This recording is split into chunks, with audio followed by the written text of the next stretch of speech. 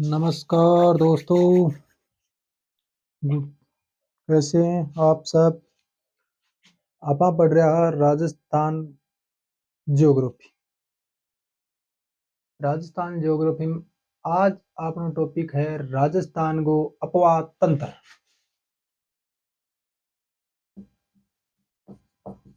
राजस्थान का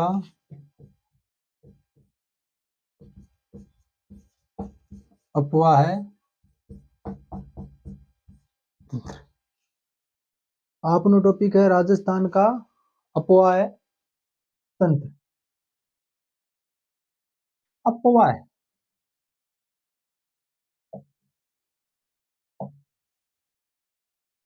यानी एक नदी द्वारा, अपवा क्या होता है, एक नदी द्वारा क्या किया जाता है, जल का बहाव। यानी एक नदी जो जल को बहाव करे, जी हाँ, एक नदी है इधर को आपके जल को क्या करे, बहाव करे, वो क्या हो गयो, अपवा। नदी को क्या हो गयो, अपवा। फिर एक शब्द आवे, अपवा है तंत्र। अपवा है तंत्र। एक नदी और मुख्य, यानी एक मुख्य नदी, मुख्य नदी व उसकी सहायक नदियां, सहायक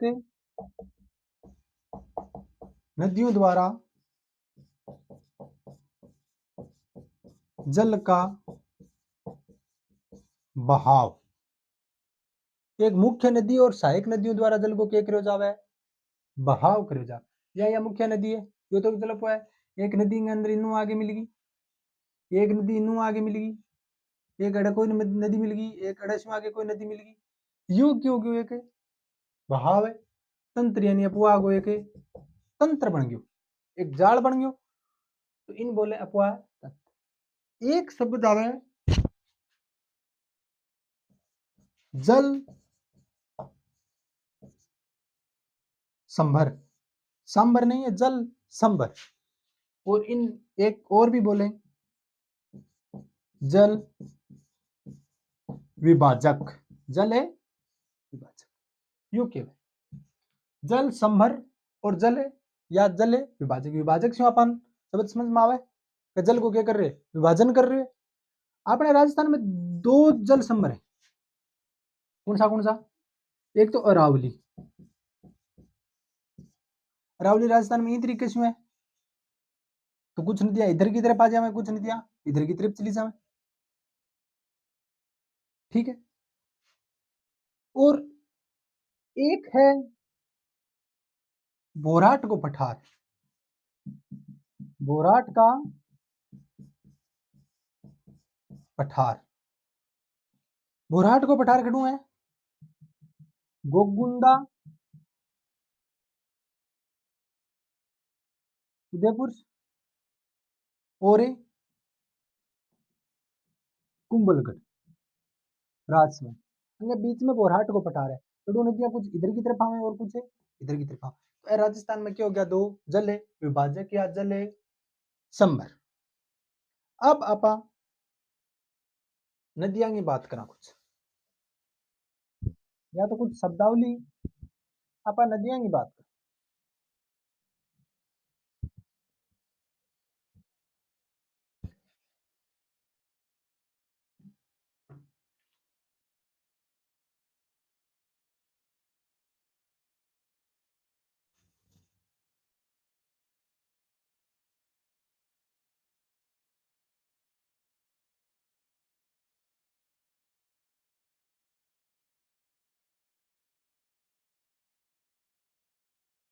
इन तरीके को आपा भारत को मैप लियो,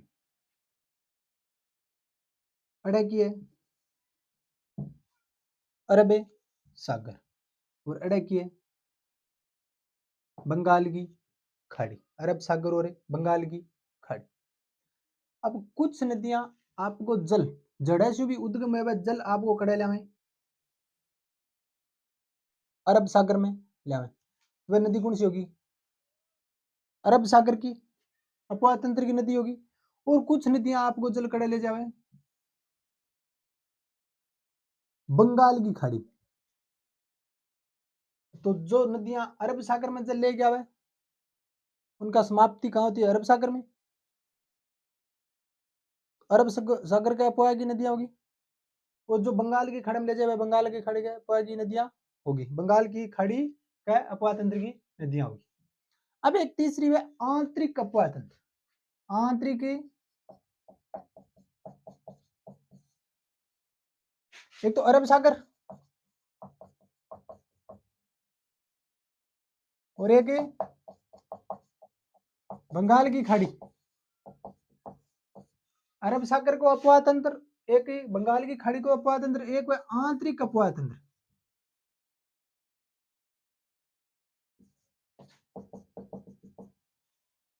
अरब सागर वाली अरब सागर में ले जाओ आपको जल।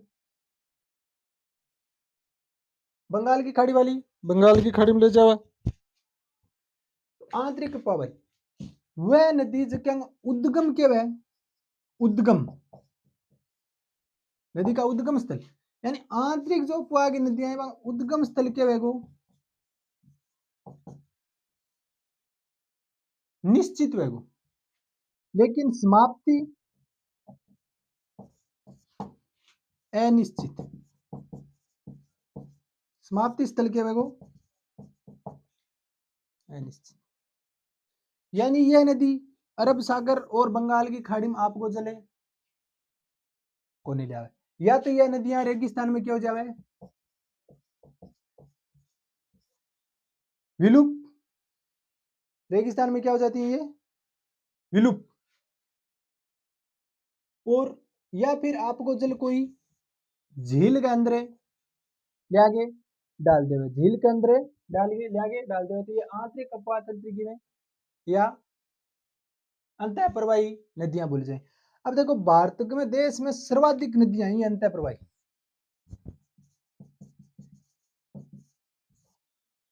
यानी देश में सर्वाधिक अंतः प्रवाही नदियां हैं वह जो आंतरिक अपवाह तंत्र वाली नदियां हैं वो सर्वाधिक कहाँ हैं? राजस्थान में। यानी आंतरिक देश के अंदर अंतः प्रवाही नदियां या आंतरिक प्रवाह की जो नदियां हैं वो सर्वाधिक है राजस्थान में। ये राजस्थान में होने को कारण की है अपना मरुस्थल रेगिस्तान, यानी रेगिस्तान के अंदर बहुत सारी नदियां क्या हो जाए विलुप्त हो जाए, कारण यही है। और ये नदियां जो अंतः प्रवाही नदियां वर्षा पर ज्यादा डिपेंड करें, सर्वाधिक है मुख्य रूप से बारिश के ऊपर डिपेंड करे। जल स्तर वगैरह कितनू आओगे कितनी दूरी तय करेगी, ये कहाँ तक जाके ये विलुप्त होगी वो निश्चित नहीं है कि ये एक निश्चित स्थान है वहीं जाके विलुप्त होगी, दूरी निश्चित नहीं हो पाएगी कि कहाँ विलुप्त होगी। तो बारिश अगर तेज होगी तो जल आगे चला जाएगा, थोड़ा बारिश कम होगी तो जल पीछे रुक जाएगा, यानी इनका बहाव जो निश्चित है नहीं है कि कहाँ पे ये विलुप्त होंगे। और आपने देश का जो कुल सतही जल है देश को कुल सतही जल है 1.16% की है राजस्थान में, स्थायी जल को 1.16% भाग है राजस्थान में। अब आप राजस्थान की कुछ नदियां की बात कराएंगे, अपवाह तंत्र की बात करा।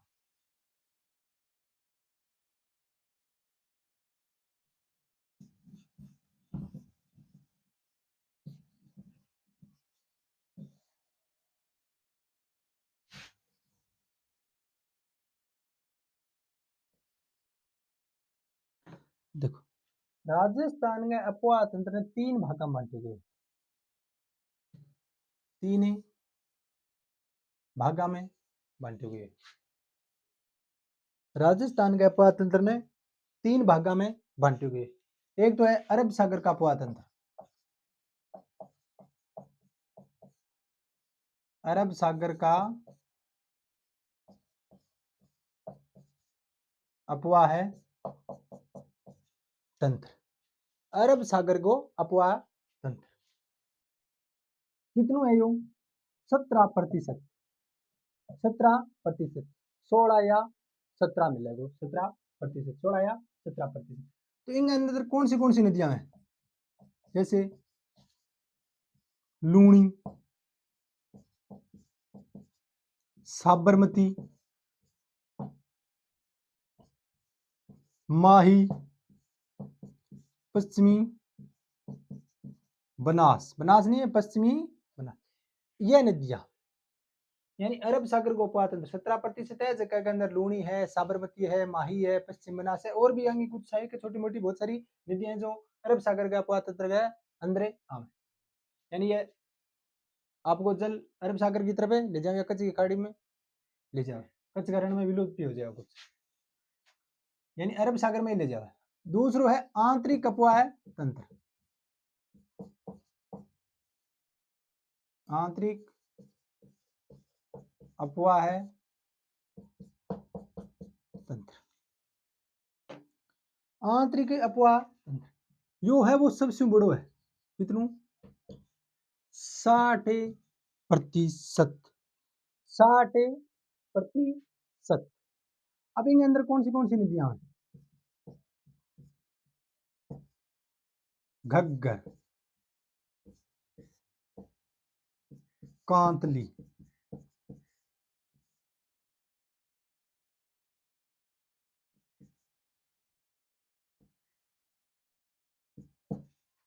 घग्गर है, कांतली है, कांकने है, कांकने, रूपनगढ़, मेंथा या मेंढा, जो भी, यानी और भी कई नदियां आवे जो कि आंतरिक अपवाह तंत्र के अंदर आवे, 60% है जो सबसे ज्यादा है। 3 नंबर है बंगाल की खाड़ी का अपवाह तंत्र, बंगाल की खाड़ी का अपवाह है तंत्र, बंगाल की खाड़ी का अपवाह है तंत्र, यो कितनु है 23%, 24% मिल जाओ, 23 या 24 या ये 16, ये 16 हो जाएगा तो ये 24 हो जाएगा, ये 17 होगा तो ये 23 हो जाएगा, लगभग इतना, ये 23 24 या 16 17%, ये तो है लगभग 60%। अब इनके अंदर कौन सी नदियां में मुख्य रूपों चंबल, बनास, पार्वती, और भी कई नदियां हैं, जैसे गंभीरी है, यो हो बंगाल की खाड़ी का अपवाह तंत्र। राजस्थान का अपवाह तंत्र ने 3 भाग में बांटे गए हैं, अरब सागर को अपवाह तंत्र, आंतरिक अपवाह तंत्र, और बंगाल की खाड़ी को अपवाह तंत्र। अरब सागर को 17%, 17, आंतरिक प्रवाह अपवाह तंत्र 60, और बंगाल की खाड़ी का 23। जैसे इसमें अरब सागर में आ गई लूणी, साबरमती, माही, पश्चिम बनास, इधर आ गई घग्गर, कांतली, कांकने, रूपनगढ़, मेंथा, और बंगाल की खाड़ी में चंबल, बनास, पार्वती, गंभीरी, काफी नदियां हैं जो कि आप बाहर आगे पार्ट पढ़ांगा तो बांग अंदर देखा कौन सी नदियां आएंगे अंदर आवे। आज आप पढ़ांगा आंतरिक अपवाह तंत्र, शुरुआत करांगा आप आंतरिक अपवाह तंत्र की।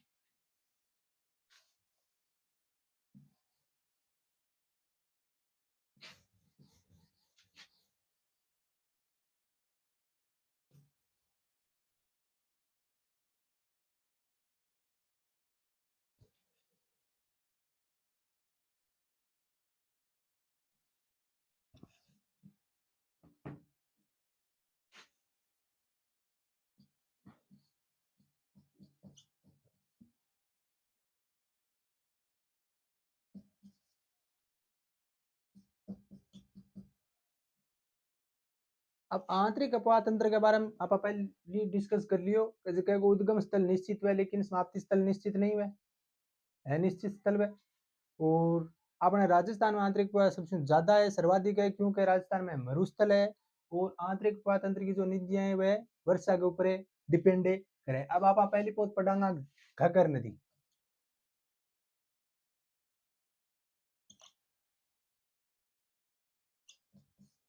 घग्गर नदी।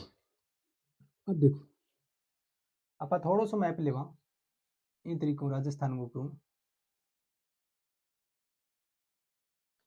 याज की घग्गर नदी इनको उद्गम खड़ू है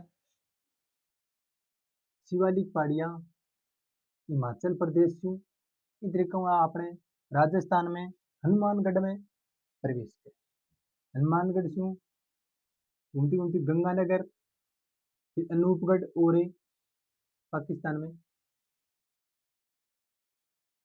चली जाए यानी उद्गम गढ़ से है शिवालिक के पहाड़ी तो सारो नोट हो जाओगे राजस्थान में प्रवेश करे टीबी तहसील हनुमानगढ़ से टीबी तहसील हनुमानगढ़ से फिर गंगानगर होते हुए अनूपगढ़ और फिर इसका जल चला जाता है फोर्ट अब्बास से पाकिस्तान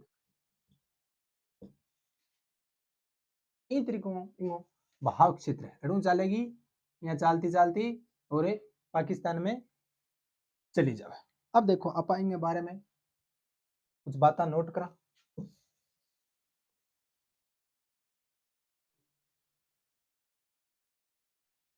घग्गर नदी है तो पहली बहुत आप नदी है तो इनको देखा उद्गम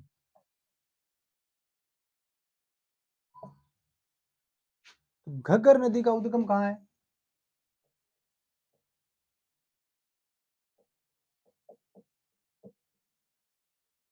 शिवालिक की पहाड़ियां फिर शिवालिक पहाड़ियां कहाँ है हिमाचल है प्रदेश शिवालिक पहाड़ियां हिमाचल प्रदेश इसका नाम है घग्गर नदी तो इसके कुछ उपनाम भी तो होंगे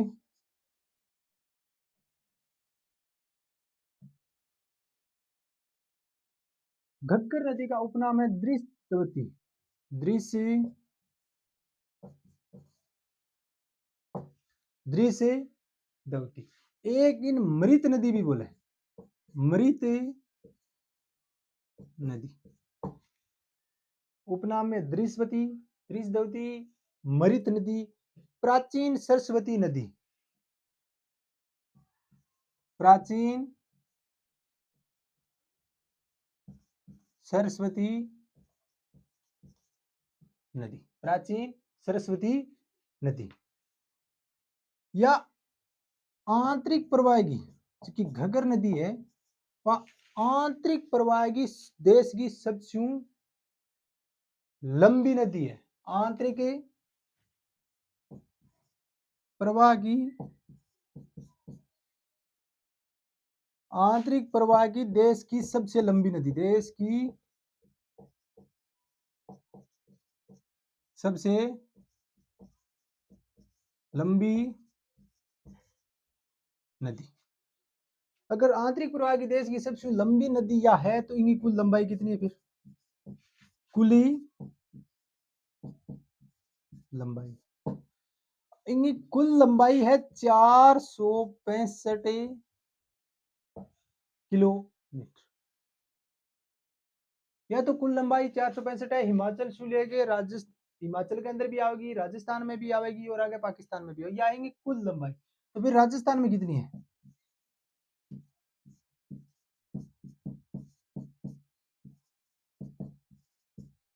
राजस्थान में लंबाई कितनी है तो 465 में से 120 किलोमीटर ही ये राजस्थान में बहती है 120 किलोमीटर राजस्थान में बहती तो फिर राजस्थान में वो प्रवेश कड़ा है राजस्थान में प्रवेश राजस्थान में इनको प्रवेश है टीबी तहसील हनुमानगढ़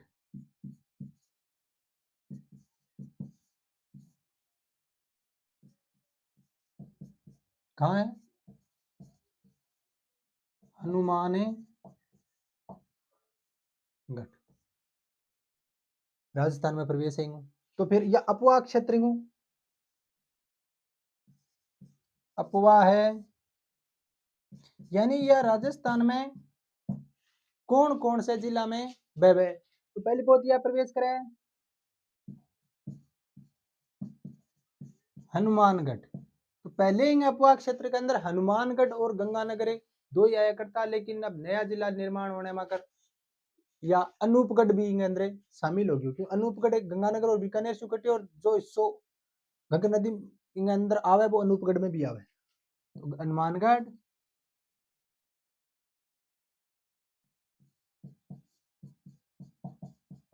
श्री गंगानगर और अनूपगढ़।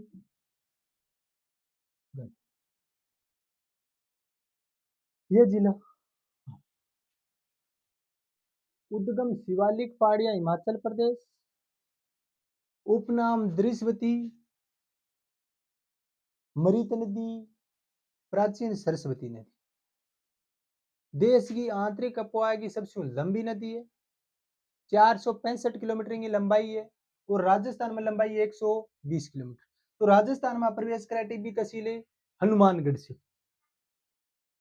तो अपवाह क्षेत्र में हनुमानगढ़, श्री गंगानगर और अनूपगढ़ शामिल हो जा। अब ये जो नदी को तल है, इन स्थानीय भाषा में क्या बोले? नाली। नदी के तल को स्थानीय भाषा में क्या कहते हैं? नाली। अब देखो आगे बात करा।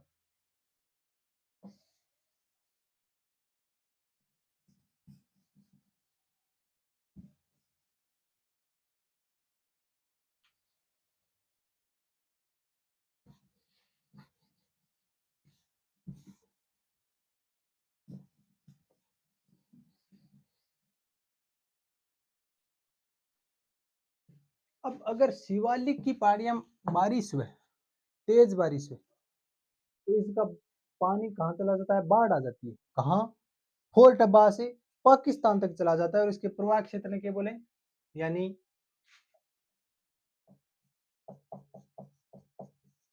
शिवालिक की पहाड़ियों में तेज बारिश से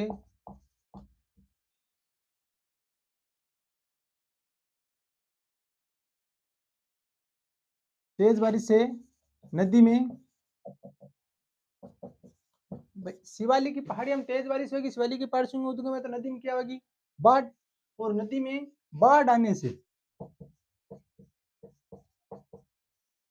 इसका पानी कहाँ चला जाता है?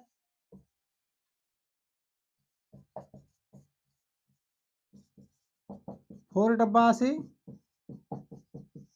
पाकिस्तान तक चला जाता है, यानी फोर्ट अब्बास पाकिस्तान तक चला जाता है। और इसके वहां पाकिस्तान में वहां इसके अपवाह क्षेत्र को क्या बोलते हैं?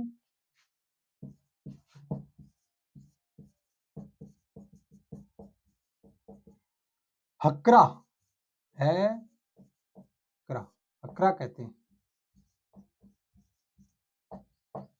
इसके अपवाह क्षेत्र को क्या बोलते हैं? हकरा।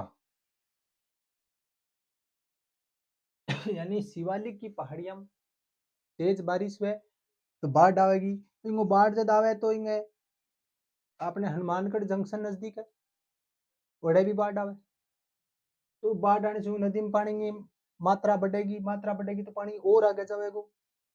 मैंने पहले बताया कि आंतरिक अपवाही तंत्र नदी है जो कड़े विलुप्त होगी, उसके स्थान को निश्चित को नहीं, और आगे जाओगे तो और आगे जाओगे तो वो कड़ तक चले जाओगे, फोर्टबाद से पाकिस्तान तक है, और बढ़ेंगे अपवाह क्षेत्र ने क्या बोलेगा? हक्करा। अब इनके अंदर और क्या बात रहेगी? एक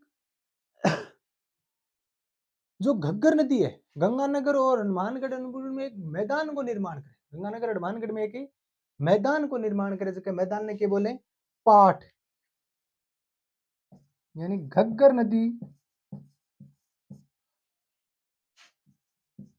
नदी द्वारा निर्मित मैदान को गंगानगर व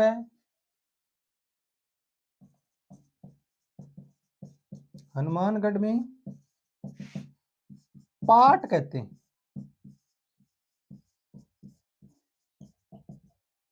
के बोले जावे, पाट। यानी नदी है तो मैदान को निर्माण करेगी, मैदान को निर्माण करेगी, गंगानगर और मानगढ़ में मैदान ने के बोले जावे, पाट बोले जावे। अब इनके किनारे सभ्यता भी हुई।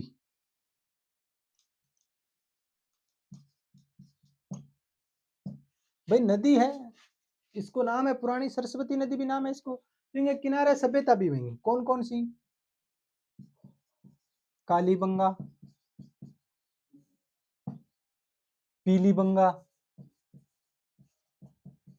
सबने नाम सुने इनके। और एक है रंग महल।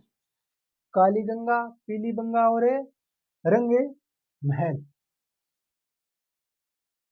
और ईसु पहली एक सभ्यता और भी है इनके अंदर। ये तो अपने तीन राजस्थान में, कालीबंगा, पीलीबंगा और रंग महल। अपन देखी नदी शिवालिक की पहाड़ से निकल के, हिमाचल से निकल के इधर हरियाणा प्रवेश करके इधर मानगढ़ में प्रवेश करा। तो हिसार के अंदर एक वन वाली सभ्यता, वन वाली सभ्यता यह कड़ा है हिसार। वन वाली सभ्यता हिसार में स्थित है।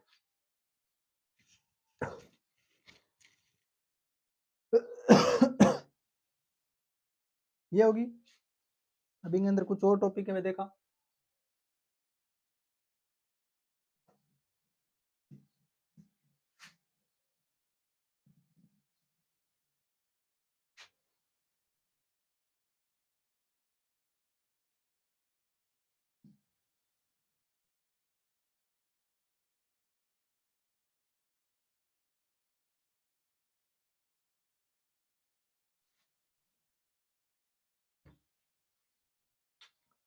अब देखो इस नदी के किनारे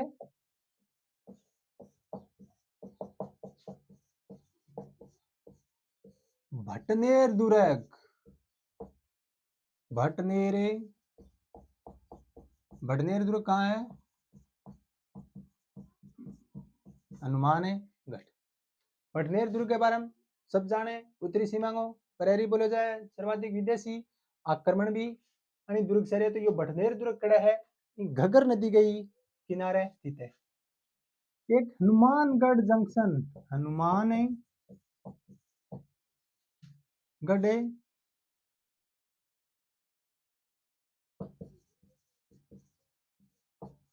जंक्शन भी इसी के किनारे स्थित है।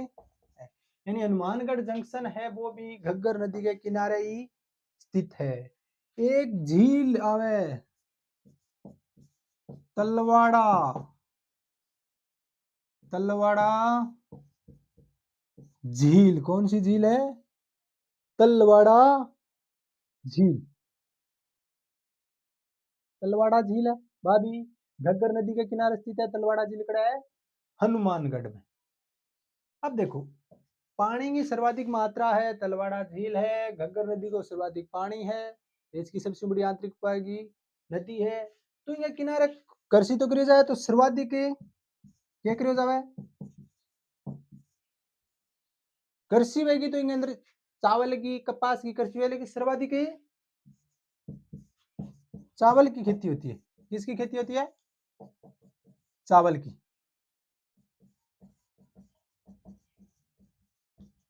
सर्वाधिक चावल की खेती की जाएंगे लिए इनके बोले राइस बेल्ट। चावल की खेती सर्वाधिक है तो राइस बेल्ट भी बोले जावे। अब एक बात और है, बड़ोपल गांव, बड़ोपले गांव जगह के अंदर ये तरीका घग्गर नदी और आईजीएनपी यानी इंदिरा गांधी नहरी परियोजना दोनों के हुए एक दूसरे ने काटे। घग्गर नदी और यानी बड़ोपल गांव कहाँ है? बड़ोपल कहाँ है? हनुमान यानी घग्गर और आईजीएनपी यानी बड़ोपल गांव हनुमानगढ़ में, घग्गर व आईजीएनपी यानी इंदिरा गांधी नहर परियोजना, इंदिरा गांधी नहर परियोजना आपस में क्या करते हैं?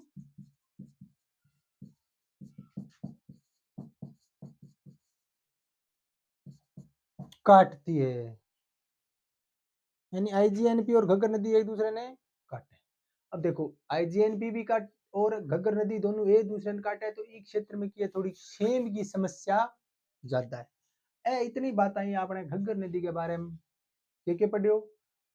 उद्गम शिवालिक पहाड़ियां हिमाचल प्रदेश, राजस्थान में प्रवेश टीबी तहसीली हनुमानगढ़ होते हुए गंगानगर अनूपगढ़ फोर्टबास पाकिस्तान तक इसका जल जाता है। और फोर्टबास पाकिस्तान तक जल कब जाता है? जब शिवालिक की पहाड़ियों बारिश ज्यादा होती है तो इस नदी में क्या आता है? बाढ़।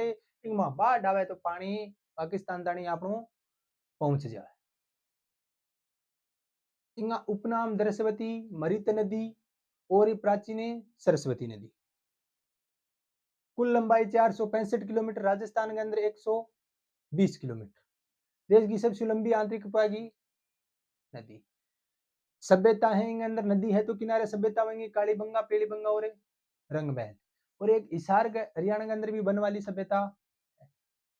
तलवाड़ा झील है, भटनेर दुर्ग है इसके किनारे स्थित है, जयपुरी। ये हनुमानगढ़ जंक्शन है, सही, हनुमानगढ़ जंक्शन है। और क्या रह गया? इनके द्वारा जो निर्मित मैदान है गंगानगर हनुमानगढ़ में क्या बोले? पाट बोले। और ये नदी के जो बहाव क्षेत्र है भी स्थानीय भाषा में नाली कहो जावे। नदी का जो तल है इसको क्या कहा जाता है? नाली।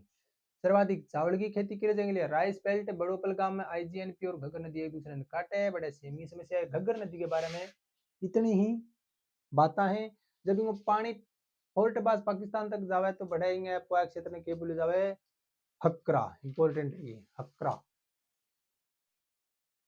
यह ही अपनी घग्गर नदी। आप एक दो नदी और देखा।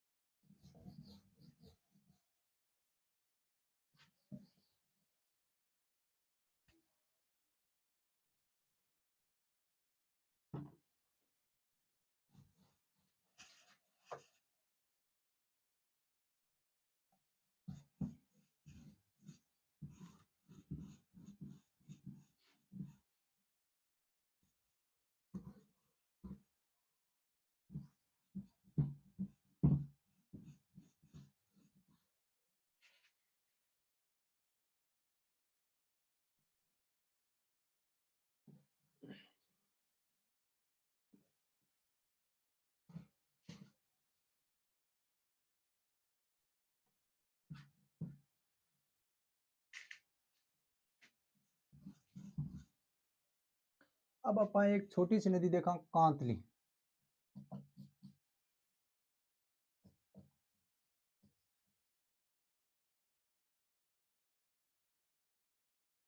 कांतली नदी। अब देखो कांतली नदी खड़ू निकला है इन तरीकों आप पहाड़ी बनावा। यह है खंडेला। खंडेला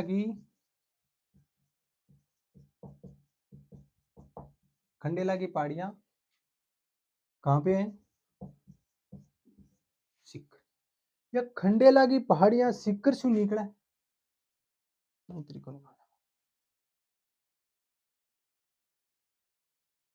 नीम का थाना। और फिर आगे कड़े चली जाए झुंझुनू। यानी खंडेला की पहाड़ियां सिक्कर से निकली। यहाँ नीम का थाना और फिर झुंझुनू। और ये झुंझुनू और चूरू की सीमा पे आते आते क्या हो जाती है? विलुप्त हो जाती है। यानी खंडेला की पहाड़ियां सिक्कर से निकला है। नीम का थाना होते हुए झुंझुनू। इनकी कुल लंबाई है 100 किलोमीटर। कुल लंबाई कितनी है? 100 किलोमीटर। यानी पूर्णतः राजस्थान में, या राजस्थान से उद्गम है और राजस्थान में क्या है? समाप्ति। तो पूर्णतः राजस्थान में बहने वाली एकमात्र सबसे लंबी नदी। अब देखो घग्गर लंबी नदी है तो राजस्थान में घग्गर को कितना है? 120। और इंगो राजस्थान में कितना है? इंगो कुल कितना है? 100। और इंगो राजस्थान में 120। लेकिन यह पूर्णतः राजस्थान में कौन है? घग्गर नदी पूर्णतः राजस्थान में कौन, हिमाचल से निकले और पाकिस्तान तक चले जाओ, या पूर्णतः राजस्थान में इसका उद्गम है और राजस्थान में इसकी समाप्ति। तो पूर्णतः राजस्थान में बहने वाली क्या ये सबसे लंबी, पूर्णतः राजस्थान में, यानी पूर्ण रूप से राजस्थान में बहने वाली सबसे लंबी नदी है। अब इनके किनारे दो सभ्यता है, कौन कौन सी, जिसकी कड़ा में नीम का थाना में, एक तो गणेश्वर, कौन सी सभ्यता है, गणेश्वर सभ्यता पर पहले सीकर पढ़ा करता, अब के पढ़ांगा नीम का थाना। और दूसरी सभ्यता है सुनारी, कहा, खेतड़ी, और खेतड़ी झुंझुनू में आता था पहले, सुनारी सभ्यता झुंझुनू पढ़ा करते थे, अब खेतड़ी आ गया नीम का थाना में। तो ये भी कहाँ है, नीम का थाना। अब इन अपवा क्षेत्र में देखो सीकर भी आवे, नीम को थानो भी आवे और झुंझुनू भी आवे, और चूरू की सीमा पर आती आती ये क्या हो जाती है, चूरू में प्रवेश करने से पहले ही क्या हो जाती है, विलुप्त हो जाए। इतनी सी बात है कांतली नदी के बारे में। देखो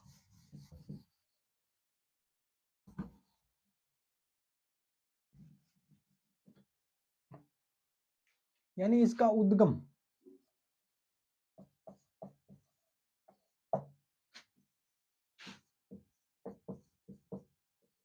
खंडेला की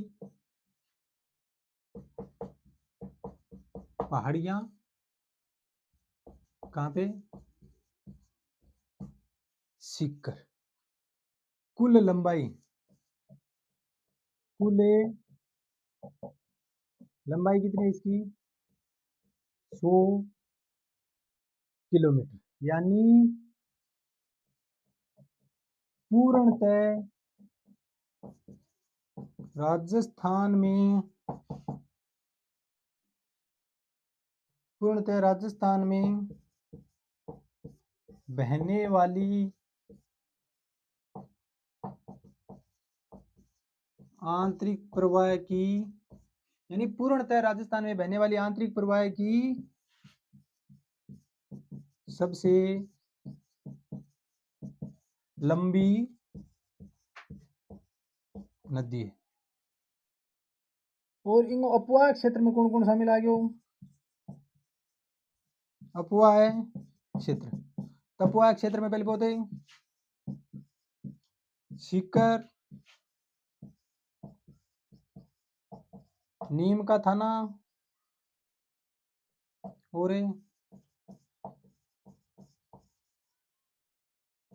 झुंझुनू। कहते हैं कि पहले ये चूरू के अंदर भी प्रवेश करती थी, लेकिन फिलहाल नहीं है, चूरू की सीमा से पहले विलुप्त हो जाती है, पहले चूरू में प्रवेश करती है। बताते हैं कि पहले चूरू में प्रवेश करती थी, इसलिए चूरू और बीकानेर में कोई नदी नहीं है। उपवाक क्षेत्र सीकर, नीमगा थाना और झुंझुनू। और सभ्यताएं कौन कौन सी हैं, एक तो गणेश्वर,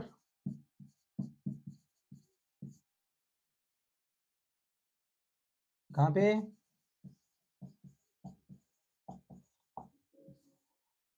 नीम का थाना, और दूसरी सुनारी, ये कहां पे है, खेतड़ी, खेतड़ी में है, और खेतड़ी कहां आ गया, नीम का थाना में। दो सभ्यताएं के किनारे विकसित हुई। अब कांतली नदी के बारे में इतनी है। उद्गम खंडेला की पहाड़ियां, सीकर से उद्गम होता है, वहां से निकल कर ये खेतड़ी, ये नीम का थाना में प्रवेश करती है जिले में, और उसके बाद झुंझुनू में प्रवेश करती है, और उसके बाद ये चूरू की सीमा से पहले ही क्या हो जाती है, झुंझुनू में विलुप्त हो जाए। 100 किलोमीटर की लंबाई है, पूर्णतः राजस्थान में बहने वाली ये क्या है, सबसे लंबी नदी है। इनके किनारे सभ्यता विकसित हुई, कौन कौन सी, गणेश्वर सभ्यता, नीम का थाना, पहले सीकर था अब नीम का थाना, और दूसरी सुनारी सभ्यता, खेतड़ी, नीम का थाना, पहले सुनारी सभ्यता कहाँ थी, झुंझुनू। इतनी ही बातें हैं। कांतली नदी गए 12। अब आप एक छोटी सी नदी और पढ़ा, बिल्कुल छोटी सी।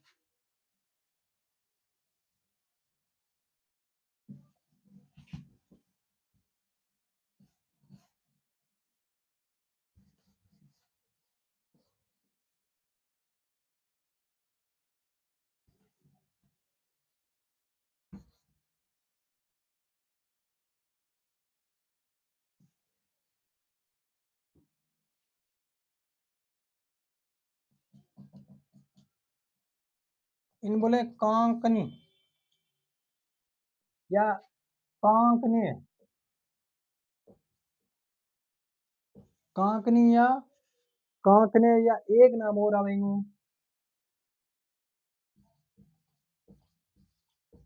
सूरदी नदी या कड़ू निकले। इन तरीकों निकले। कोटड़ी की पहाड़ी है, कहां से? कोटड़ी की पहाड़ियां। कौन सा गांव है? कोटड़ी की पहाड़ियां है, कोठारी गांव है, जैसलमेर। कौन सी पहाड़ियां? कोटड़ी की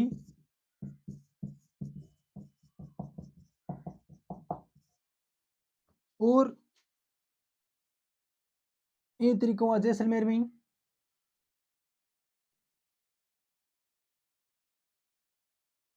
लुप्त हो जा।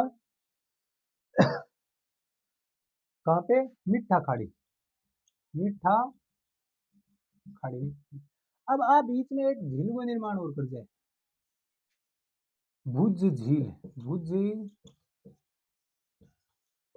झील। और भुज झील है बाकी है मीठे पानी की है। भुज झील मीठे पानी की। भुज झील को भी निर्माण कर दिया और इनकी लंबाई है 17 किलोमीटर। तो लंबाई 17 किलोमीटर है, तो यह आंतरिक प्रवाह की सबसे क्या होगी? छोटी नदी होगी। आंतरिक प्रवाह की सबसे छोटी नदी होगी। उद्गम कोठारी गांव जैसलमेर और विलुप्त कहां हो जाती है? मीठा खाड़ी में। मीठा खाड़ी में। और भुज झील को निर्माण करे और आंतरिक प्रवाह की सबसे छोटी नदी है और इनकी लंबाई की है 17 किलोमीटर। देखो इनके बारे में अगर आप नोट करा,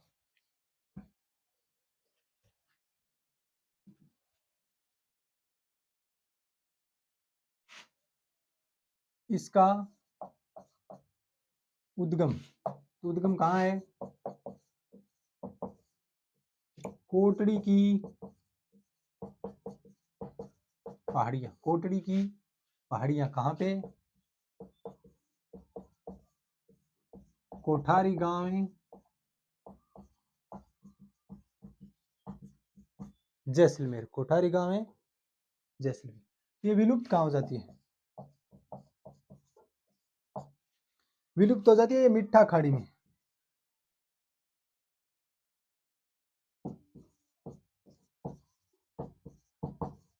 मीठा खाड़ी में विलुप्त हो जाती है। इसकी कुल लंबाई, कुल लंबाई, कुल लंबाई कितनी है? 17 किलोमीटर। 17, कुल लंबाई 17 किलोमीटर। तो राजस्थान की आंतरिक प्रवाह की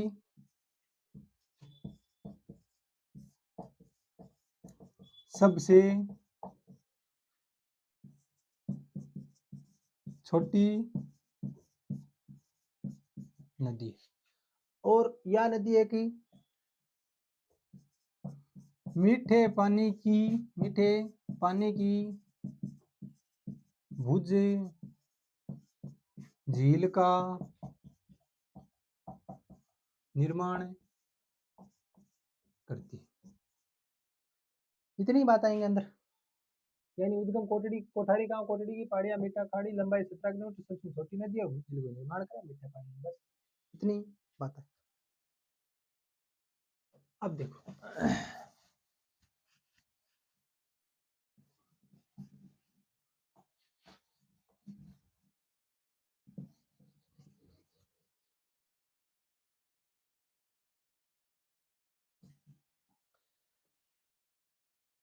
आप नदी तंत्र पढ़ रहे हैं, अपवाह तंत्र पढ़ रहे हैं। आप आज आंतरिक अपवाह की 3 नदियां पढ़ी, घग्गर, कांतली और कांकने या कांकने। तो घग्गर निकले शिवालिक पहाड़ियां, हिमाचल प्रदेश और टीबी तहसील से हनुमानगढ़ में प्रवेश करते हुए गंगानगर और अनूपगढ़ होते हुए फोर्ट अवकाश पाकिस्तान तक ले चल जाती है। इसके किनारे भटनेर दुर्ग भी है, जयपुर ये जो हनुमानगढ़ है जंक्शन है स्थित है। सभ्यताएं पीलीबंगा, कालीबंगा और रंगमहल। नदी के चलने के स्थानीय भाषा में नालिका में और इनके द्वारा निर्मित मैदान ने पाट कहे जावे। और क्या था, बड़ोपल गांव में घग्गर और आईजीएनपी एक दूसरे को काटती हैं। चावल की खेती सर्वाधिक करी जावे, इनके लिए क्षेत्र के बोले राइस बेल्ट और सेमी की समस्या भी है। दूसरी है कांतली।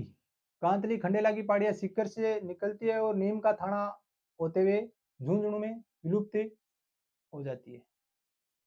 इसकी कुल लंबाई 100 किलोमीटर, घग्गर की कुल लंबाई 465 किलोमीटर और राजस्थान में 120। कांतली की कुल लंबाई 100 किलोमीटर। घग्गर देश की सबसे बड़ी आंतरिक अपवाह की नदी है, लेकिन कांतली राजस्थान में पूर्णतः राजस्थान में बहने वाली आंतरिक अपवाह की सबसे बड़ी नदी है। इनके किनारे दो सभ्यता गणेश्वर और सुनारी, कुल लंबाई 100 किलोमीटर। 3 नंबर आप पड़ी कांकनी। कांकनी यार मसूर दी नदी जो कड़ा है जैसलमेर में, कोठारी गांव जैसलमेर से उद्गम है और मीठा खाड़ी में विलुप्त हो जाए। 17 किलोमीटर लंबाई है, आंतरिक उपा की राजधानी सबसे छोटी नदी है और एक मीठे पानी की भुज झील को निर्माण कर। 3 नदियां आप पढ़ी, 3वां को रिवीजन हो गयो। अब आप आगे की नदी पढ़ांगा अगली क्लास। धन्यवाद।